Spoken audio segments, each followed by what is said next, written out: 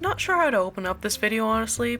I just wanted to show off and talk about some recent LPS purchases somewhere since, well, I don't have any other LPS pages anymore and I kinda don't feel like making any. Social media is too much of a mess for that right now. But back to the topic. Pets I've got since I got back into the hobby. For reference, I got reinterested in LPS stuff late 2023 when G7 was announced and bought a bunch of pets to get me started again. Some of these I've had since last November, while others were from a few weeks ago, at least when this was filmed. I'm not gonna go in order of how I got these LPS, just in order of how I want to talk about them. Let's get into it. First off are my G7s. I'm gonna be brief here since I already made a longer video with my thoughts, but long story short, I'm happy that the old molds are back. Since that video I got the 4 pets I have in front. My favorite changes depending on how I feel that day, but right now it's pretty much the Himalayan cat. I like this design and the airbrushed face details that it has, and honestly the accessory it came with is one of my favorites out of the blind boxes so far. These are the main ones I'm going after right now since I can just walk into stores and grab them versus stalking listings and waiting online. I'm not aiming to get all of the G7s, just the ones that really catch my eye since I kind of want this to stay a casual hobby for me, but ease of access to them does make it a lot easier to get if that makes sense. Next up are these ones I found at the thrift store. Even though I rarely see LPS when I visit them, I always like to check. The LPS collector's market is really messy, so it's worth poking around, and this time I got lucky. The funny thing is I nearly passed up on this one since all of the pets that I've gotten were ones I had in my childhood, so I thought these were all going to be doubles. That is until I went back around the store and I took a look and realized, wait a minute, I haven't seen some of these in years. Only 2 of them were doubles. The other pets I got were ones I lost years ago, and to that I say, welcome home. I'm really glad I caught that too because these 2 huskies seem to be more sought after these days. Though the one that made me notice I didn't have these pets anymore was the pink chinchilla and the spider. I'm not sure why I thought I had the huskies. Maybe it's because these 2 pets were pretty distinct in my childhood collection and it was more noticeable that I didn't have them? I don't know, but regardless, it's nice to have them back. And even so, I'm okay with these doubles since these were some of my favorite designs out of my childhood pets. I think I'm gonna keep them around for now, but yeah, that's the thrifted pets I got. The next ones were gotten from online shopping. I'm still kind of unsure about this corner of LPS collecting due to the sheer amount of scalping that's been happening lately. I know it's not a new issue by any means, but it's gotten pretty ridiculous with G7 reselling an $800 Walmart dog. That being said, I personally feel like the pets I've gotten were at a fair price, especially one of the ones I'll show off later on. But I'm still open to shopping pointers and Rex as someone who's just gotten back in. First up are these ones. I bought all of these together as somewhat of a get back into LPS starter pack. Rabbits are some of my favorite molds and I'm really glad I'm finally able to get an Angora rabbit. I really like this mold and just how textured and detailed it is. Plus, I like the color scheme on this one specifically with the pink and coral accents and the purple eyes, and on virtue of it being one of my favorites right now, I've actually been thinking about using this one as a secondary mascot since I like it so much. The lot one I got simply because they are some of my all-time favorite LPS molds. I might actually make this a main type of pet I get just because. I really like this one's colors and don't really have much to say on it outside of Bonoy. The last one out of this lot is the fairy, which is kind of a letdown.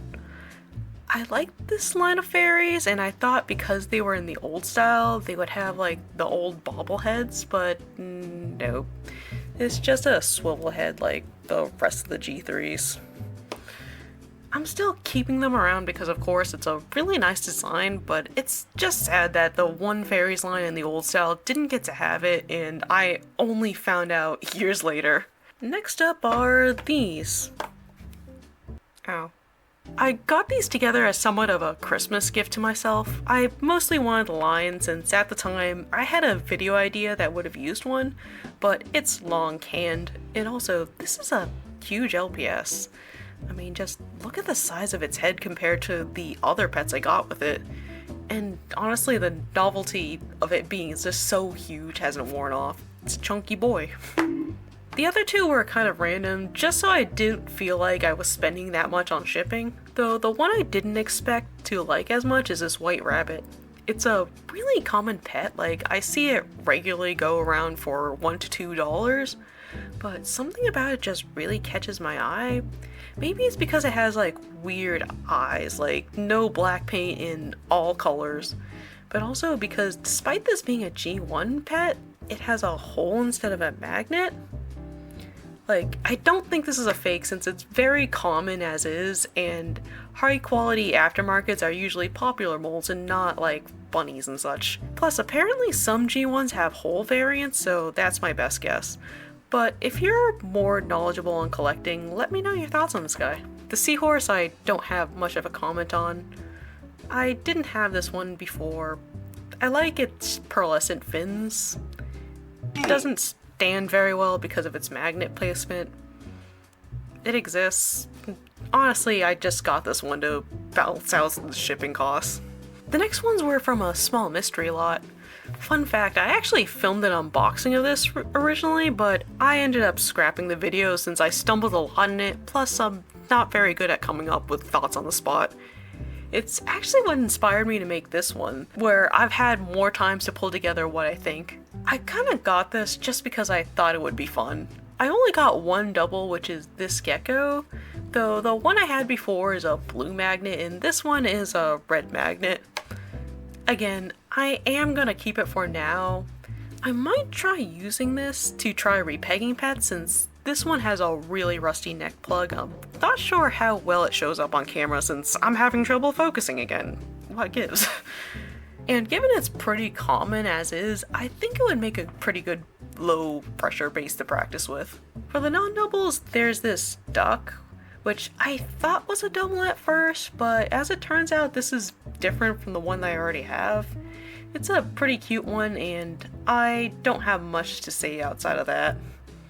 Also, I keep forgetting about this one. Maybe it's because like it's a small pet, but it's a small Pets in the City one. Also not really common. The one I'm most excited about though is the rabbit, of course.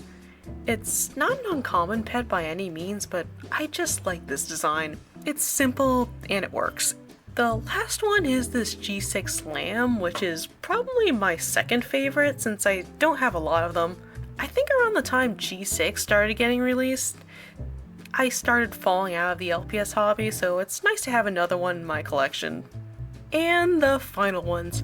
I saved the best for last since these were genuinely long-time dreamies of mine, and one of them is actually harder to find in my experience. So here I present my two Destiny cats. The main reason I wanted these was simply LPS tube. Like, the pink one most people know as LPS Hannah's mascot and kind of the namesake of the mold, Destiny. She's retired from the community now, but I'm glad to have this iconic LPS in my collection as somewhat of a tribute to one of the first LPS tubers I watched back then. Also, she's pink, one of my favorite colors. What can I say? The other one I'm super excited for is the LPSO cat.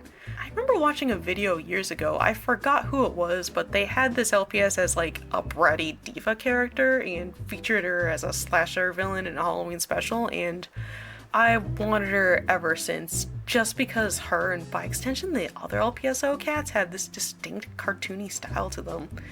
And the reason I'm very excited for this one in particular is because LPSO pets are harder to find and pricier in the collector's market based on lurking around.